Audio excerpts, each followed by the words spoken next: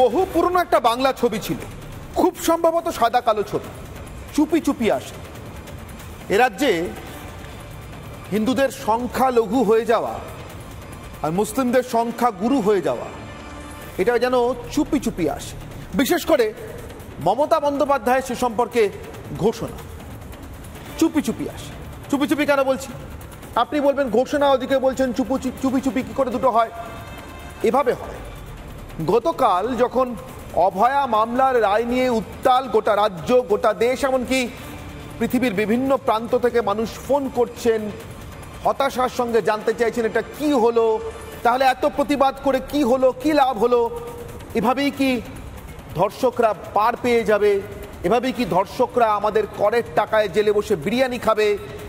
ঠিক সেই সময় আলগোছে টুক করে বলে দেওয়া কয়েকটা কথা, যে কথায় এক ধাক্কায় রাষ্ট্রের ভেতর রাষ্ট্র, রাজ্যের ভেতর রাজ্য তৈরি করে দিয়েছেন মমতা বন্দ্যোপাধ্যায়, একদম অবিকল জওয়াহরলাল নেহরুদের কায়দায়। ৩৭০ ধারা দিয়ে কাশ্মীরকে যেরকম ভারতের মধ্যে আরেকটা কার্যত স্বাধীন রাষ্ট্র করে রেখেছিলেন নেহরুরা, ঠিক সেই কায়দায় কোনো ধারা টারা দিলেন না। ওই জন্য বলছি চুপি চুপি, খুব সচকিত উচ্চারণ নয়, অভয়া মামলার রায় ঘোষণার দিন, ওই জন্য বলছি চুপি চুপি। ভেবেছিলেন আমাদের নজর এড়িয়ে যাবে, আমার নজর এড়ায় না। না বলা কথা, বলা কথা, কথার মাঝে বলা কথা, নজর এড়ায় না।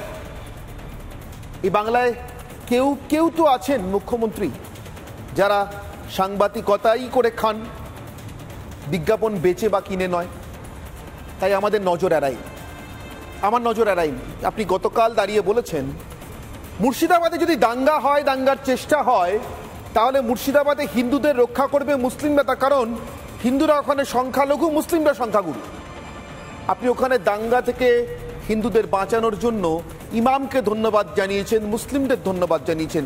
শুনতে শুনতে মনে হচ্ছিল আপনি বোধহয় রাজ্যের পুলিশ মন্ত্রী নন, এ রাজ্যে আপনার সম্ভবত কোনো প্রশাসনও নেই, আপনি রাজ্যের মুখ্যমন্ত্রীও নন, আপনি বোধহয় বিরোধী নেত্রী। পুলিশের উপর ভরসা রাখতে না পেরে মানুষকেই বলছেন মানুষকে বাঁচানোর দায়িত্ব নিতে। অর্থাৎ আপনি মেনেই নিচ্ছেন পুলিশ দাঙ্গা আটকাতে পারে না, তাই এক শ্রেণীর মানুষ, এক সম্প্রদায়ের মানুষ যেন আরেক শ্রেণীর আরেক সম্প্রদায়ের মানুষকে বাঁচানোর দায়িত্বটা কাঁধে তুলে নেয়। কিন্তু যেই মুহূর্তে মনে পড়ে যাচ্ছে মমতা বন্দ্যোপাধ্যায় রাজ্যের মুখ্যমন্ত্রী, পুলিশ মন্ত্রী, তখনই প্রশ্ন জাগছে মনে, তাহলে এটা বললেন কেন? তবে কি পুলিশকে সরিয়ে নিলেন? মানে দাঙ্গার মতো পরিস্থিতি তৈরি হলে মুর্শিদাবাদের ক্ষেত্রে শুরু করলেন, মুর্শিদাবাদ দিয়ে শুরু করলেন। সংখ্যালঘু হয়ে যাওয়া হিন্দুদের বাঁচানোর দায়িত্বটা মুসলিমদের হাতে ছেড়ে দিলেন। বাঁচালে বাঁচাবে, মারলে মারবে, এরকম ব্যাপার। আপনি তো বলার কথা পুলিশ বাঁচাবে, আপনার তো বলার কথা পুলিশ শক্ত হবে। আপনি ইমাম, সাধারণ মুসলিম সম্প্রদায়ের মানুষদের হাতে হিন্দুদের প্রাণ রক্ষার দায়িত্ব তুলে দিচ্ছেন কেন? আর আলগোছে ঘোষণা করে দিচ্ছেন মুর্শিদাবাদে হিন্দুরা সংখ্যালঘু। একটা জেলা দিয়ে শুরু করলেন, কার্যত ৩৭০-এর মতো, কাশ্মীরের মতো, রাষ্ট্রের মধ্যে রাষ্ট্রের মতো, রাজ্যের মধ্যে রাজ্যের মতো। আপনার রাজ্যের একটি জেলা, সেই জেলাতে কোনো একটি সম্প্রদায় সংখ্যালঘু, অতএব সেই জেলাতে মেজরিটি, সেভি মেজরিটি হয়ে যাওয়া, ফিরহাদ হাকিমের ভাষায় মুসলিমদের হাতে দায়িত্ব। এইভাবে ফিরহাদ হাকিমের স্বপ্ন স্বাধীন করবার, সফল করবার দায়িত্ব আপনি তুলে নিয়েছেন কাঁধে। তাই এত জোর দিয়ে ফিরহাদ বলেছিলেন ইনশাল্লাহ আমাদের স্বপ্ন একদিন সফল হবে। এবং বোধহয় জানতেন বছর ঘুরবে না, মাস ঘুরবে কি ঘুরবে না, ফিরহাদ হাকিমের স্বপ্ন মুর্শিদাবাদ দিয়ে সফল করে দেবেন মমতা বন্দ্যোপাধ্যায়। মানে সফল করতে শুরু করবেন। এরপর কোন জেলার পালা? মালদা, তারপর কি উত্তর দিনাজপুর, তারপর একে একে ওই জেলাগুলো যেখানে কাঁটায় কাঁটায়, নিক্তিতে নিক্তিতে 40, 42, 50% কাছাকাছি পৌঁছে গেছে মুসলিম জনসংখ্যা। এই হিসেবটা করছি তার কারণ আপনি করতে বাধ্য করছেন। জনসংখ্যার হিসেবে তো এই রাজ্যের কোনো মানুষের বেঁচে থাকা নির্ধারিত হতে পারে না। ধরুন বৌদ্ধরা এই রাজ্যে কত জনসংখ্যায়, জৈনরা কত, 100,000 পেরোবে, তাহলে ওদের নিরাপত্তার দায়িত্ব কাদের? সংখ্যালঘুদের মধ্যে একদম সংখ্যালঘুদের নিরাপত্তার দায়িত্ব কাদের? ওরা তো বরাবর সংখ্যালঘু হয়েছিলেন, আছেন। ওরা রাজ্যের কোনো জেলা, এমনকি কোনো পাড়াতে আজ পর্যন্ত সংখ্যাগুরু হতে পারেননি। এ রাজ্যের বৌদ্ধ, জৈন, শিখ, মমতা বন্দ্যোপাধ্যায় শিখদের কথা বলছি, যাদের হত্যাকাণ্ড সংগঠিত হওয়ার পর দেশ জুড়ে যাদের নির্বিচার গণহত্যা সংগঠিত হওয়ার পর যে নির্বাচনটা হয়েছিল, সেই নির্বাচনে জিতে আপনি প্রথমবার সাংসদ হয়েছিলেন। সেই নির্বাচনে জিতে যে গণহত্যা সংগঠিত হওয়ার পর আপনার তখনকার নেতা রাজীব গান্ধী বলেছিলেন বড় গাছ পড়লে নাকি মাটি একটু কাঁপে। মনে পড়ছে? আপনি কি তাহলে ওখান থেকে শিক্ষাটা মনে রেখেছেন? সেদিন থেকে শিক্ষাটা ভিতরে নিয়ে নিয়েছেন। শিখদের বাঁচা এবং মরা সেদিনকে যেরকম নির্ভর করেছে জগদীশ টাইটলারের মতো দাঙ্গাবাজদের হাতে, আপনি আজ মুর্শিদাবাদের হিন্দুদের বাঁচা এবং মরা দিয়ে দিতে চান ইমাম অথবা মুসলিমদের হাতে। আর সেই আপনি সুখদেবপুরের সীমান্তে দেশপ্রেমিক মানুষ জাতীয় পতাকা নিয়ে অনুপ্রবেশকারীদের, জঙ্গিদের প্রতিহত করতে এলে পুলিশ দিয়ে ডেকে পাঠানোর কথা বলেন। পুলিশ ফিরিয়ে আনবে, পুলিশ দাঙ্গাবাজদের ফেরায় না কেন মমতা বন্দ্যোপাধ্যায়? আপনি মুসলিমদের দাওয়াতে মেজরিটি দেবেন বলে, মেজরিটি সেভি মেজরিটি হয়ে যাওয়ার আমন্ত্রণ দেবেন বলে। আসবো আজকের বিতর্কে, তার আগে আজকের বিশেষ প্রতিনিধি।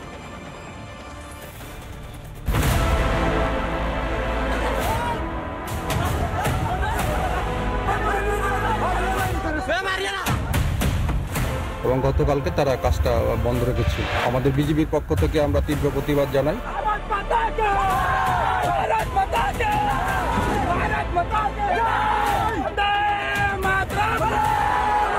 দেশের জন্য যদি আমাদের জান দিতে হয় তবু আমরা জান দিতে রাজি। ভারতবাসী দেশের জন্য জীবন দিয়ে দেবো, কিন্তু বিএসএফ এর একটা কোনো ক্ষতি হতে দেবো না।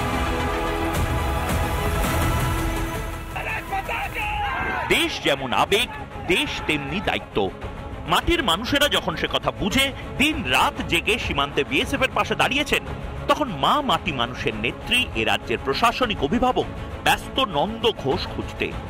ওপার বাংলায় একটু প্রবলেম হচ্ছে, কিন্তু বিএসএফ এর সাথে ওটা বর্ডার দেখার দায়িত্ব বিএসএফ এর। যদি কোনো অন্যায় হয় আমরা দেখে নেব, কিন্তু মনে রাখবেন বিএসএফ এর সাথে যদি ওদের বচসা হয় আপনারা গ্রামের লোকেরা সেখানে যাবেন না। আর পুলিশকে বলবো মাইক্রোফোন অ্যানাউন্স করে বলবেন যে আমাদের ইন্ডিয়ার লোকেরা এপারে চলে আসুন। বিএসএফ এর ঘাড়ে দায় চাপালেই দায়িত্ব শেষ। রাজ্যের প্রশাসনিক প্রধান হয়ে দায়িত্ব জ্ঞানহীনের মতো ছায়া যুদ্ধ তৈরি, কোন উদ্দেশ্য পূরণে? কিন্তু দয়া করে কারো কোনো প্ররোচনায় পা দিয়ে কেউ ওদিকে যাবেন না। তার কারণ অনেকের ইন্টেনশন আছে দাঙ্গা লাগিয়ে দিয়ে দুই দেশের মধ্যে গন্ডগোল বাঁধিয়ে দিয়ে সরে আসার। সীমান্তের দায়িত্ব বিএসএফ এর, সেখানেও কষ্ট কল্পনায় হিংসার ইন্টেনশন খুঁজে পান মুখ্যমন্ত্রী। আর যেখানে সত্যি সত্যি হিংসা ছড়ায় সেখানে তিনি হাত গুটিয়ে। হিংসা রোখার দায়িত্ব তার নয়, তিনি রাত জাগেন বটে, তবে হিংসা রোখেন ইমামরা। খোদ মুখ্যমন্ত্রী তো বলছেন বাবরি মসজিদ ডিমোলিশন হয়, সব জায়গায় দাঙ্গা হলেও মুর্শিদাবাদ জেলায় দাঙ্গা হয়নি। আমার ধন্যবাদ উভয় সম্প্রদায়কে এবং বিশেষ করে প্রশাসন, ইমামরাও একটা ভালো ভূমিকা নিয়েছিলেন। আমার ধন্যবাদ উভয় সম্প্রদায়কে এবং বিশেষ করে প্রশাসন, ইমামরাও একটা ভালো ভূমিকা নিয়েছিলেন। শুধু ইমাম তোষণের শেষ ভাবলে ভুল করবেন। এক ঝটকায় এই বাংলার বুকে, এ দেশের বুকে হিন্দুদের সংখ্যালঘু করে দিলেন তৃণমূল নেত্রী। মুর্শিদাবাদ মেজরিটি মুসলিম, আপনাদের উচিত সংখ্যালঘুদের বেশি করে প্রোটেকশন দেয়া। এবং আপনারা সেদিন যারা জমায়েত হয়েছিল কারো কথা শুনে আপনারা প্রোটেকশনটা দিয়েছিলেন। ইমাম সাহেব নিজে বারবার করে মাইকে অ্যানাউন্স করেছিলেন। ফিরহাদকে নিয়ে তাহলে খামোখা আর আলোচনা কেন? ফিরহাদদের মেজরিটি স্বপ্ন তো হাতে ধরে পূরণ করে দিচ্ছেন তার নেত্রী। রাজ্যের প্রতি যার দায় ও দায়িত্ব নিঃসন্দেহে বেশি, তাই দায়িত্ব নিয়ে বাংলার বুকে হিন্দুদের বেমালুম সংখ্যালঘু করে দিলেন মমতা, যে আশঙ্কার কথা আগেই বলেছিলেন মুর্শিদাবাদের দীর্ঘদিনের পোড় খাওয়া নেতা অধীর রঞ্জন চৌধুরী। ভারতবর্ষের সরকার, রাজ্যের সরকার রাজনীতি না করে মিলে মিশে ভাবুন আগামী দিনে ওরা চাইবে এক্সটেন্ডেড বাংলাদেশ। তাতে মুর্শিদাবাদকে দাবি করবে, তারা মালদাকে দাবি করবে, মিলিয়ে নেবে। এগুলো আমার কথা। হিন্দু ভোটের আর তোয়াক্কা করেন না মমতা। মমতার রাজত্বে বাংলার হিন্দুরাই সংখ্যালঘু। রিপাবলিক বাংলা।